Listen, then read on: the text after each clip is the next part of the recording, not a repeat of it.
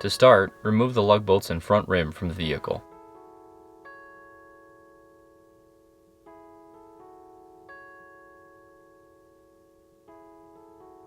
Before removing any hardware from the strut, remove the top nut holding the sway bar end link to the sway bar. It will not be necessary to remove the end link from the control arm.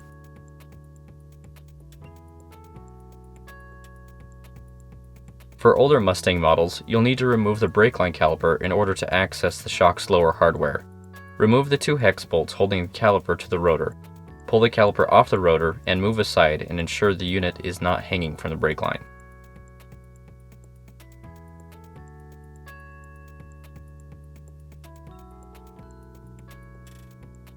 When the caliper is moved out of the way, you are now able to remove the 2 nuts and bolts holding the OEM shock to the vehicle's hub.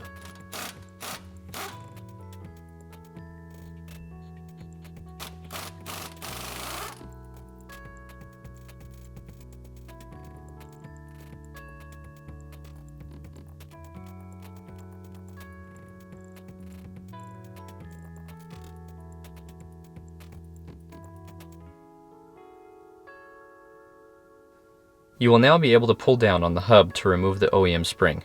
Take caution during the step as the spring may be slightly loaded. Now inside the engine compartment, locate the 2 shock towers. Remove the 3 bolts holding the OEM strut mount to the shock tower.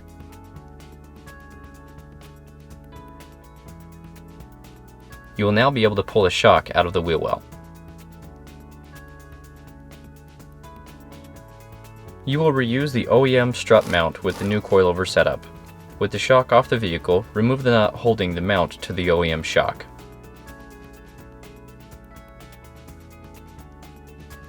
With the top mount off, follow the order of the pieces shown in the video to assemble the top mount onto the Raceland front coilover. These parts in order are the supplied washer, the supplied bearing and spring seat, the supplied upper rubber bushing,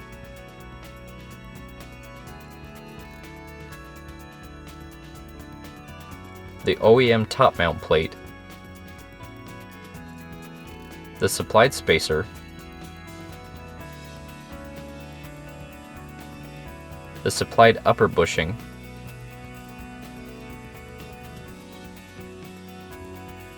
the OEM washer, and lastly, the new shock piston nut. Tighten the included nut down to spec. Now that the strut is assembled, align the top mount studs into the shock tower and reinstall the 3 nuts holding the strut's top mount to the shock tower.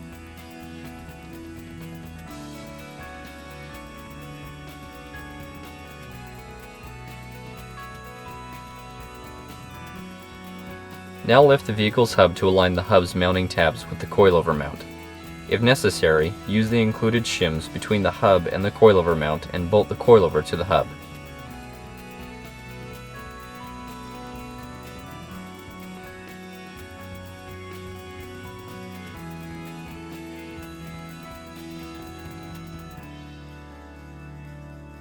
Now that the shock is mounted properly, you can reinstall the bushing, washer, and nut to mount the sway bar end link to the sway bar.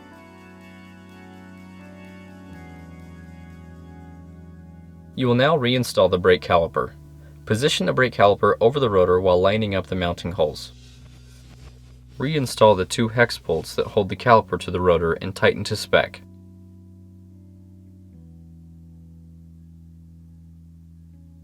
You are now able to reinstall the front rim. For the rear, remove the lug bolts and rear rim from the vehicle.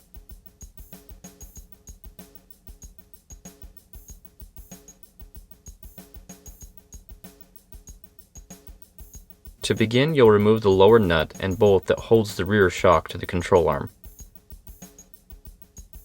You may need to use a jack to lift the control arm in order to remove the bolt.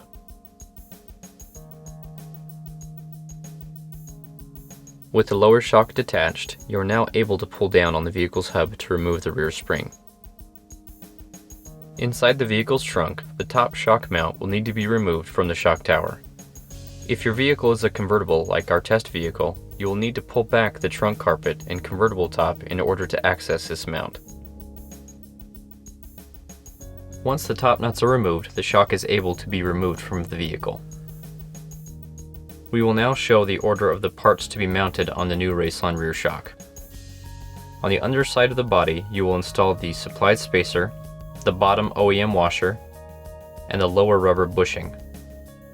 On the top side of the body, in the trunk, you will install the upper rubber bushing, the upper OEM washer, and the supplied top nut. The gap between the rubber bushings shown in the video will simulate where the body of the vehicle will be when fully installed.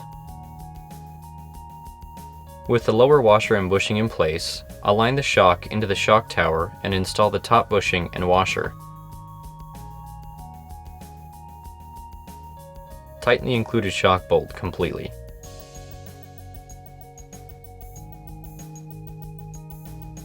With the top of the shock mounted, you will now install the spring perch.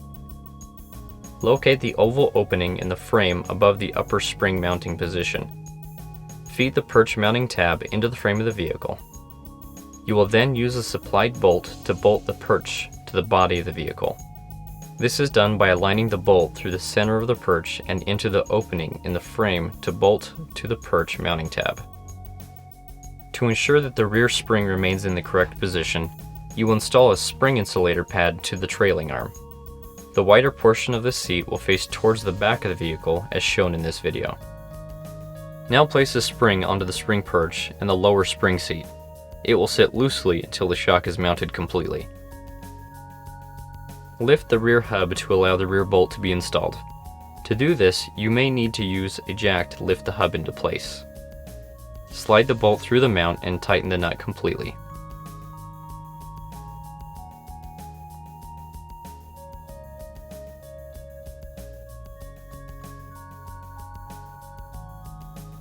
This side is now complete and you can reinstall the rear rim.